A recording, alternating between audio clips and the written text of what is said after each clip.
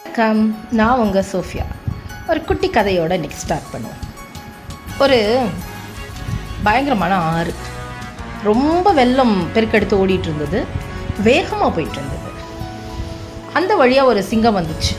சிங்கம் அக்கறைக்கு போகணும். சிங்கத்துக்கு இந்த வெள்ளத்தை பார்த்த உடனே ரொம்ப டென்ஷன் ஆச்சு. என்ன பண்ணுறதுனே தெரியல. யோசிச்சு பார்த்துச்சு. உடனே சிங்கம் படம் சூர்யா ஞாபகம் வந்தார். ஓங்கி அடித்தா 1.5 டன் வெயிட்டுடா அப்படின்னு நினச்சிக்கிட்டு இந்த சிங்கமும் ஓங்கி அடிச்சிச்சு. 4 வாட்டி அடிச்சிச்சு. அடித்து பார்த்த உடனே அதுக்கு எந்த ரிஃப்ளெக்ஷனுமே இல்லை, எந்த ரியாக்ஷனும் இல்லை. கடுப்பான சிங்கம் ஒரு கர்ஜனை போட்டுச்சு. உடனே ஆறு மெதுவாக சொல்லிச்சு, என்னையே அடித்த, நான் உன்னை என்ன பண்ணேன் அப்படின்னு கேட்டுச்சு. உடனே இது சொல்லிச்சு, என்ன நீ வழிவிடலை அப்படின்ட்டு.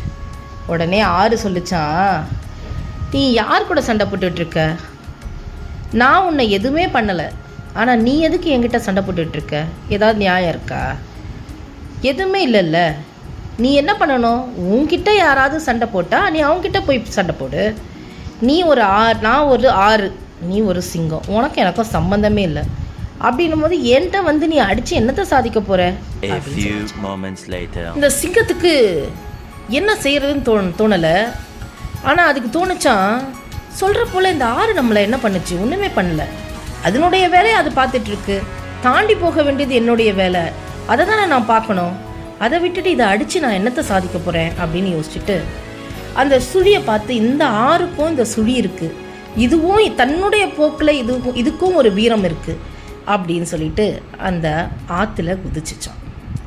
ஆற்றுல குதித்த உடனே இந்த சிங்கம் அடிச்சுட்டு போயிட்டு கரை ஒதுங்கிருச்சு.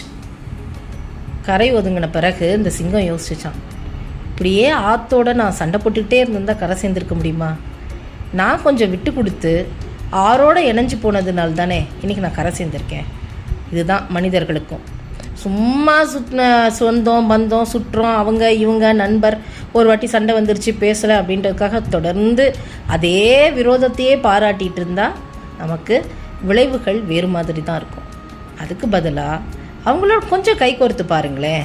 சண்டையெல்லாம் மறந்துட்டு கொஞ்சம் சமாதானமாக கொஞ்சம் இறங்கி தான் போவோமே, இதனால என்ன இருக்குது? கொஞ்சம் கை கோர்த்து பார்த்தா நம்மளை கை தூக்கி விடுறதுக்கு 1000 உறவுகள் வரும். நண்பர்களே, இந்த கதை எப்படி இருந்தது அப்படின்றத நீங்கள் கமெண்ட் பாக்ஸில் சொல்லுங்கள்.